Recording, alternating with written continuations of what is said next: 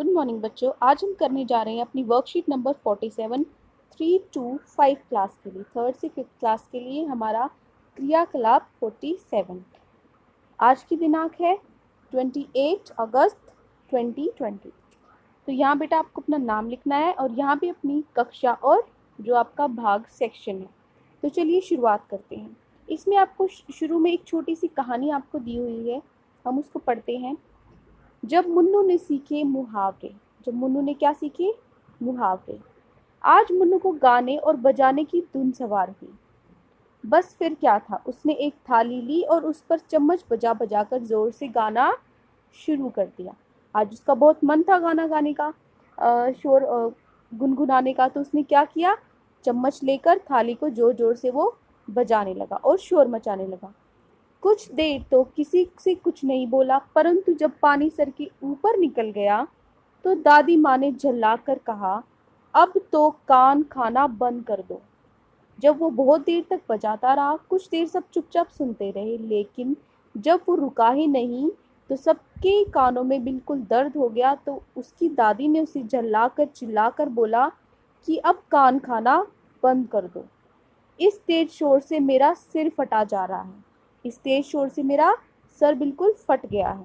दादी माँ की डांट सुनकर मुन्नू सहम गया। अपनी दादी से वो उसकी दादी से चिल्लाकर बोली तो वो डर गया। उसका ऐसा भोला सा चेहरा देखकर दादी माँ का दिल पसीज गया। उसने डरने के बाद उसने ऐसा मुंह बना लिया जैसे छोटे बच्चे होते हैं, उनका फेस तो उनका चेहरा पहले ही इतना मासूम होता है। तो उसका मासूम चेहरा देखकर उसकी दादी माँ है जो, उनका दिल पसीज गया। मतलब उनका दिल, उसको देखकर उनको बुरा लगा कि मैं क्यों चिल्लाई। उन्होंने उसे गोद में बैठाकर प्यार से समझाया। इसलिए उसको अब जो चिल्लाया था, तो अब उनसे थोड़ा सा उसको ठीक करने के लिए, उसके मन को ठीक करने के लिए उनको गोद में बैठाकर प्यार से समझाया कि अभी उनके सर में दर्द हो रहा है, इसलिए वह शोर न करें। उन्होंने उसके बाद उनको आराम से समझाया कि मेरा सर बहुत ही जोर से दर्द हो रहा है, इसीलिए तुम ये थाली बजाकर शोर मत करो। कुछ देर आराम करने के बाद वे भी उनके साथ मिलकर गाना गाएंगी। ठीक है। यह सुनकर मुन्नू खुश हो गया। उसने दादी से कहा, अच्छा दादी, मैं शोर तो नहीं करूँगा, पर मुझे यह तो बताओ कि मैं तो कभी कुछ भी अभी नहीं खा रहा था, तो आपने ऐसा क्यों कहा कि कान खाना बंद कर दो? यह सुनकर दादी हंस पड़ी। वे बोली, अरे नहीं, यह तो एक मुहावरा है। कान खाना मतलब, इसका मतलब है शोर से परेशान हो जाना। मुन्नू बोला, अच्छा अब समझा। और क्या सच में आपका सिर कहीं से फट गया है? मुन्नू का भोलापन देखकर दादी से हंसे बिना ना रहा गया। वे बोली, नहीं बेटा, यह भी एक मुहावरा है। शोर से सिर फटना का अर्थ है शोर के कारण सर में दर्द होना। मुन्नू को अब मजा आने लगा। वह बोला, मुझे कुछ और मुहावरे भी सिखाइए। तो देखते हैं उसकी दादी ने उसको क्या क्या मुहावरे सिखाई। तो चलिए पढ़ते हैं।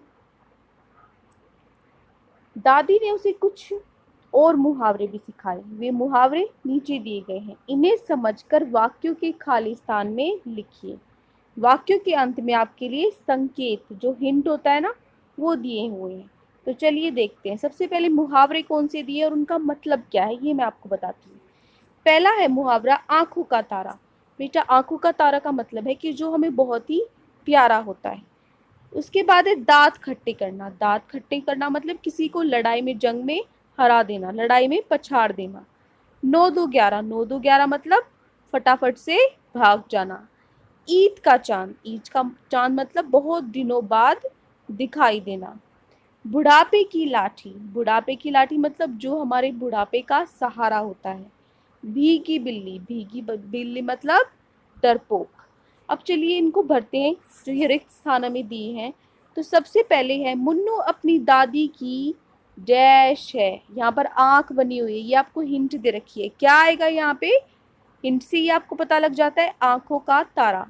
अब इसको आप इसके अंदर डाल के देखिए कि क्या ये सही मीनिंग, सही इसका अर्थ निकलता है।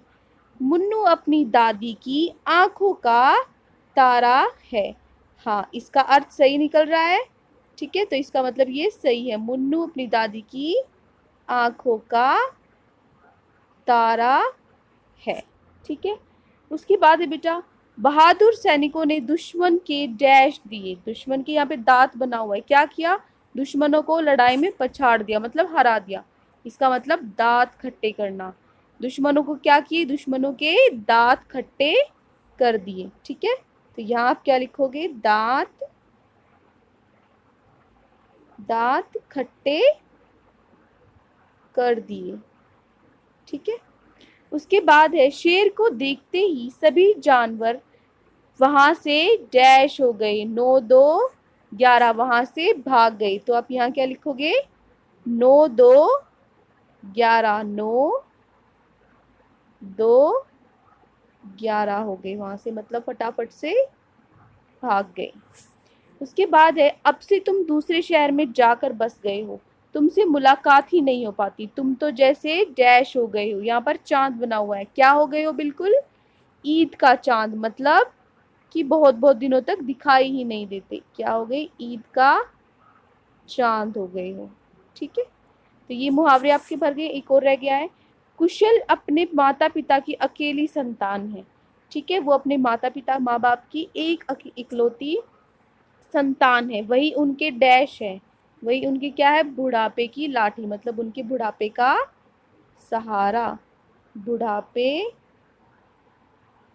की लाठी।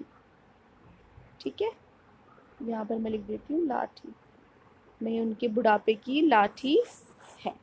ठीक है, उसके बाद हम चलते हैं, यहाँ आपको दूसरा प्रश्न दिया है बेटा, ऊपर दी गई कहानी में कुछ और मुहावरे भी लिखें। क्या आप उन्हें ढूंढ सकते हैं? उन्हें ढूंढकर नीचे लिखिए। जो ऊपर कहानी थी इसमें और भी सारे क्या हैं? मुहावरे हैं, वो आपको छाट कर नीचे लिखना है। ठीक है, ये तो उसने दे ही रखे हैं, पानी से सिर के ऊपर निकलना, या फिर कान खाना, या फिर शोर से सर फटना, ये सब क्या? ये तो उसने बता रखे हैं। इनके अलावा आपको ढूंढना है। तो बेटा देखो ध्यान से, अब पहली ही लाइन में है धुन सवार होना। ठीक है, पहली लाइन में है धुन सवार होना और दिल पसीज जाना, ये दो गई। तो ये दो आप लिख सकते हो। पहला क्या लिखोगे? धुन सवार होना। सबसे पहले आप क्या लिखोगे? धुन सवार होना। ठीक है, और दूसरा क्या होगा? दिल पसीज जाना, दिल पसीज जाना, दिल पसीज जाना। ठीक है, मतलब दिल हमारा, हमें किसी पे दया आ जाती है। ठीक है, मतलब दिल पसीज जाना। उसके बाद तीसरा प्रश्न है बेटा, दिए गए चित्रों को देखकर मुहावरे पहचानिए। यहाँ आपके दो चित्र दिए हुए, एक दिया दिया हुआ है। ठीक है, उस पर लिखा हुआ है अंधेरा। तो इस मुहावरे का मतलब है, तो पहले का आंसर आप क्या लिखोगे?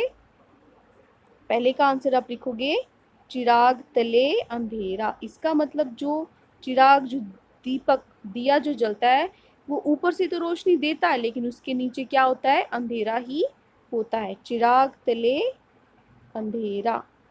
ठीक है, उसके बाद है दूसरा। दूसरा है बेटा, ये हाथ दिया हुआ है, उसमें उसने कंगन पहना हुआ है और यहाँ लिखा है आरसी। इसका मतलब कौन सा मुहावरा है ये? हाथ में कंगन को आरसी, क्या? हाथ में, हाथ में कंगन को, मैं यहाँ साफ लिख देती हूँ, इसको मिटा के। ये दूसरे का है बेटा, हाथ में कंगन को आरसी, क्या? आरसी बेटा दर्पण होता है, शीशा होता है। ठीक है, अगर आपके हाथों में कंगन है, ठीक है, आपने चूड़ियाँ वगैरह, उसको ये बताना चाह रहा है कि तो आपको दूसरों को अपने उसका, किसी को आपको ये बताने की ज़रूरत नहीं है कि आप कितने सच्चे हैं, या आपकी कोई भी सच्चाई, या आपको दूसरों को दिखाने की ज़रूरत नहीं है। आप अपना खुद ही अपना दर्पण हो, आपको पता है कि आप कैसे हैं, तो आपको दूसरों को प्रूव करने की कोई आवश्यकता नहीं होती। तो आज की इस वर्कशीट में इतना ही। तो हम कल अपनी नई वर्कशीट से अपना अगला वर्कशीट कंप्लीट करेंगे। आज के लिए इतना ही।